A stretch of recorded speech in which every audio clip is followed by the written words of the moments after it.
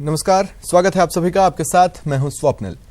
सत्ता के दो केंद्र वाले बयानों पर डिप्टी सीएम सचिन पायलट ने जवाब दिया है। सचिन पायलट ने कहा कि 2 इंजन सरकार की ताकत है और ज्यादा से ज्यादा रोजगार देना हमारी प्राथमिकता। ये बात सचिन पायलट ने जेएलएफ के उद्घाटन सत्र में कही।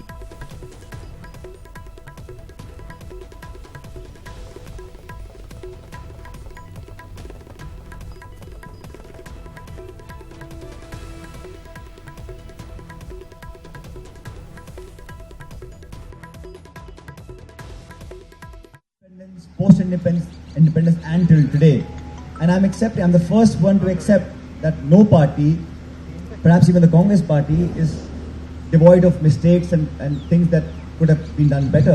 But please don't forget the values and the principles that we stand for, and the fact that you keep talking about my party being dynastical or other words that you chose, I think is quite unfair. My father was a politician. Yes. 1 second. So my father was a politician. Should that be a disqualification for me?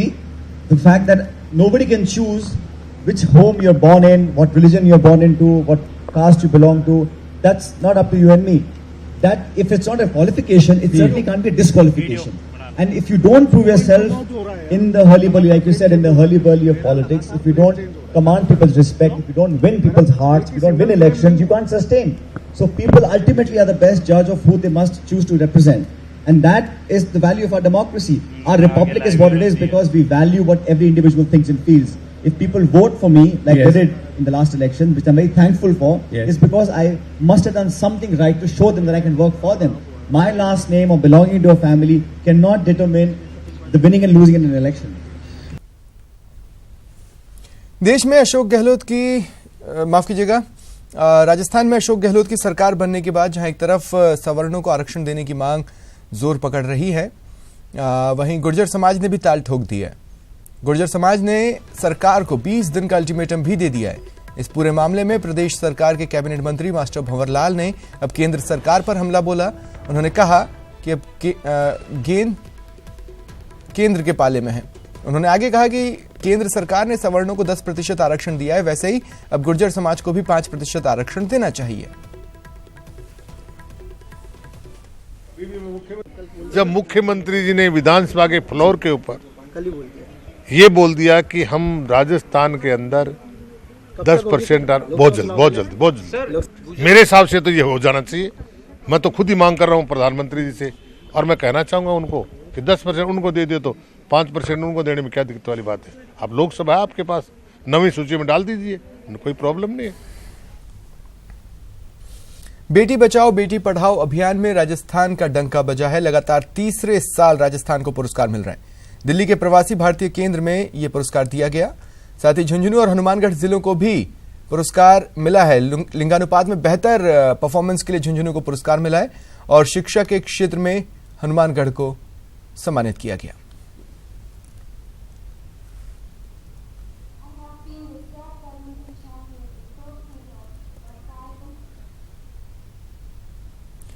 Alwar के रामगढ़ में बसपा प्रत्याशी जगत सिंह के बिगड़े बोल लगातार आ रहे हैं। मतदाताओं को संबोधित करते हुए जगत सिंह एक के बाद एक बयानबाजियां कर रहे हैं। सोशल मीडिया पर एक और वीडियो वायरल हुआ है। इसमें जगत सिंह जो कह रहे हैं वो काफी चौंकाने वाला है। जगत सिंह दलित नाबालिग लड़की से दुष्कर्म के आरोपियों की गिरफ्तारी नहीं होने पर बोलते दिखाई दे रहे हैं कि गिरफ्तारी नहीं हुई तो वो खुद उनके गांव में जाकर उनके घरों में आग लगा देंगे।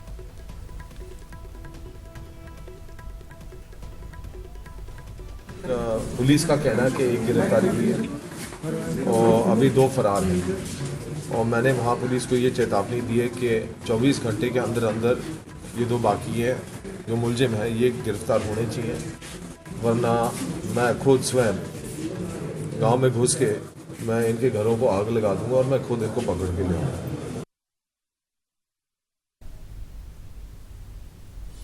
पाकिस्तानी आतंकवादी संगठन लश्कर-ए-तैयबा समेत कई आतंकवादी संगठनों को आर्थिक मदद करने के मामले में एनआईए और एटीएस राजस्थान ने विशेष ऑपरेशन को अंजाम दिया है।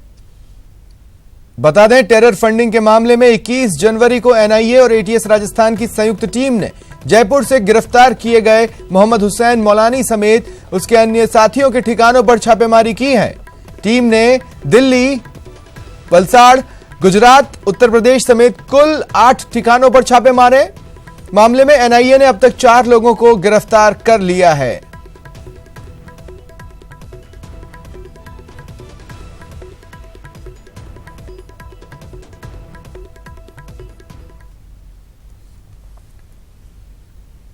दौसा मंडी में अपना अनाज बेचने पहुंचे किसानों को मायूसी हाथ लगी।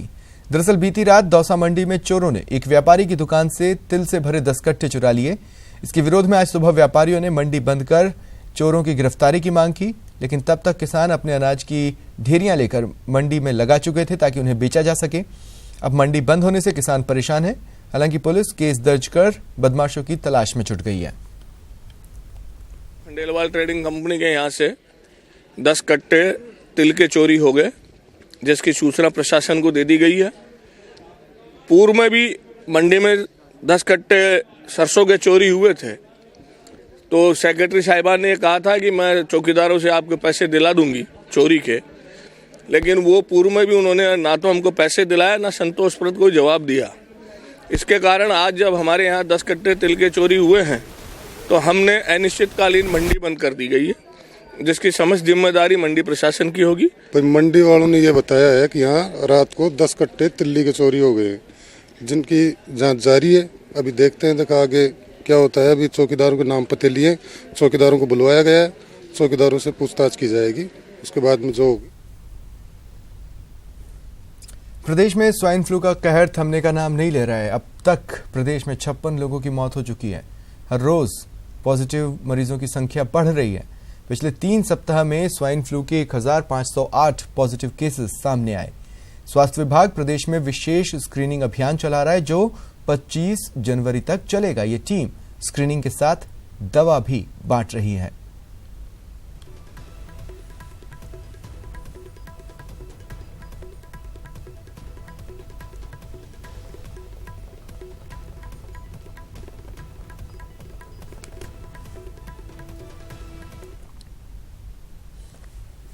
इन दिनों स्वाइन फ्लू की चपेट में पूरा प्रदेश आ चुका है। दौसा जिला भी अछूता नहीं है। दौसा में 21 स्वाइन फ्लू पॉजिटिव मरीज अब तक पाए गए हैं। लगातार तेजी से बढ़ रहे स्वाइन फ्लू के मरीजों को देखते हुए कलेक्टर अविचल चतुर्वेदी ने अस्पतालों में भी काढ़ा पिलाने के निर्देश दिए। व्यवस्था जो आयुर्वेद विभाग द्वारा की जा रही है इम्यूनिटी बढ़ाने के लिए, तो उनको सीएससी से टाई अप करने को कहा गया है, क्योंकि अभी तक जितने भी केस सामने आए हैं उनमें यह देखने में आया है कि किसी न किसी रूप में जो लोग हॉस्पिटल जा रहे हैं किसी और बीमारी के इलाज के लिए, उनको यह इन्फेक्शन पकड़ने की ज़्यादा संभावना है, क्योंकि हॉस्पिटल में हर तरह के इन्फेक्शन पकड़ने की संभावना रहती है। तो जिनकी इम्यूनिटी लो है वो अगर हॉस्पिटल में किसी और वजह से भी जा रहे हैं तो ऐसा संभव है कि वो ये इन्फेक्शन पकड़ लें। तो हमने आयुर्वेद विभाग से ये कहा है कि सभी सीएससीज और पीएससीज पे विशेष तौर पे काढ़ा पिलाने की व्यवस्था कैंप। करौली क्षेत्र में मावठ पड़ने के बाद लगातार दूसरे दिन ग्रामीण क्षेत्रों में घना कोहरा छाया रहा। कोहरा इतना घना था कि दिन में अंधेरा सा छा गया। कोहरे से जनजीवन अस्त व्यस्त हो गया। वाहन चालकों को हेडलाइट जलाकर वाहन चलाने पड़े, तो सूरज के भी दर्शन नहीं हुए। कोहरे के कारण लोगों को कड़ी ठंड का एहसास हुआ, वहीं दिनचर्या भी प्रभावित हुई।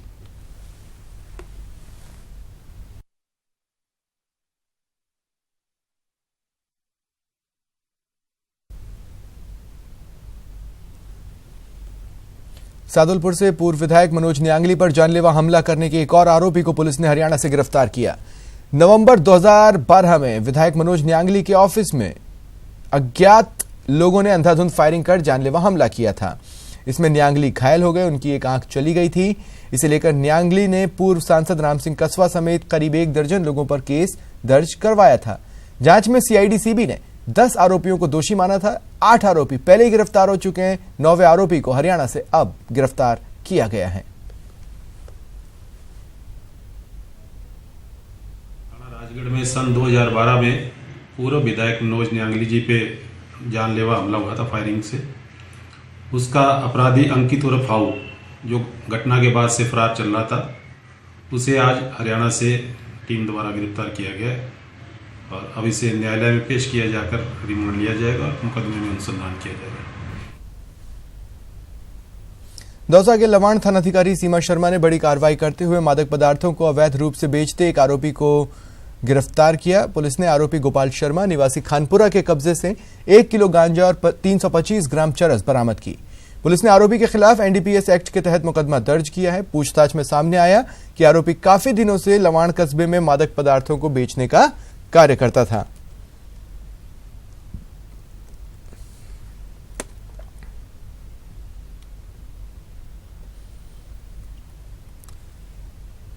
जोधपुर से खबर है, यहां सेना में महिला अधिकारी ने अपने बच्चों के लिए कोर्ट में लड़ाई लड़ी और सफलता मिली। महिला लेफ्टिनेंट कर्नल अनु डोगरा जोधपुर में सेना के जज एडवोकेट जनरल के पद पर तैनात हैं। डोगरा का तबादला नागपुर के पास काउंटी में किया गया। इस पर डोगरा ने सेना से निवेदन किया कि उनका एक 2 साल 4 माह का बच्चा है जिसके लिए उनके कार्यस्थल के समीप क्रेच की सुविधा नहीं है। इसके चलते वह ड्यूटी के साथ अपने बच्चे का पूरा ख्याल नहीं रख पाएंगी। लेकिन उनके प्रार्थना पत्र पर कोई कार्रवाई नहीं हुई तो उन्होंने सुप्रीम कोर्ट की शरण ली। कोर्ट ने सेना का मामला होने के कारण सरकार से संज्ञान लेने को कहा, जिसके बाद सरकार ने बच्चों की सुविधा का आश्वासन दिया। देखिए, ये एक आर्टिकल 32 की रिट पिटीशन थी जो कर्नल अनु डोगरा की तरफ से हमने सुप्रीम कोर्ट में लगाई थी। बेसिक इसमें बात ये थी कि कर्नल अनु डोगरा जो ओआईसी हैं लीगल सेल की जोधपुर में, उनको कोर्ट मार्शल के लिए जब डिटेल किया गया नागपुर काउंटी के पास, नागपुर के पास काउंटी है वहाँ पे, तो उन्होंने जब बोला उनका 2 साल 4 महीने का बच्चा है तो उस बच्चे के लिए क्रैश की जो सुविधा है वो भारत सरकार की पॉलिसी डिसीजन के हिसाब से क्रैश की फैसिलिटी अवेलेबल कराना ज़रूरी है। तो ऐसी फैसिलिटी उनके छोटे बच्चे के लिए अवेलेबल होनी चाहिए। और भी हमने ये कई चीज़ें हाईलाइट करी कि जिस तरीके से उनको देखिए, वो जैग ऑफिसर हैं, जज एडवोकेट जनरल ब्रांच की हैं, तो कोई कॉम्बैट रोल नहीं है उनका कि वो लड़ाई में जा रही हैं। उदयपुर के रिहायशी इलाकों में अब जंगली जानवरों की दस्तक से दहशत है। कहीं पैंथर तो कहीं अन्य जंगली जानवर रात में रिहायशी इलाके में घूमते नजर आते हैं। बीती रात भी शिकारबाड़ी इलाके में एक जरख सीसीटीवी कैमरे में कैद हुआ। वो एक घर में घुसने की कोशिश कर रहा था। दरअसल जंगल के क्षेत्र में कॉलोनी बनने के चलते जंगली जानवरों के एरिया में कमी हुई है। यही वजह है कि अब जानवरों की आवाजाही रिहायशी इलाकों में बढ़ने लगी है।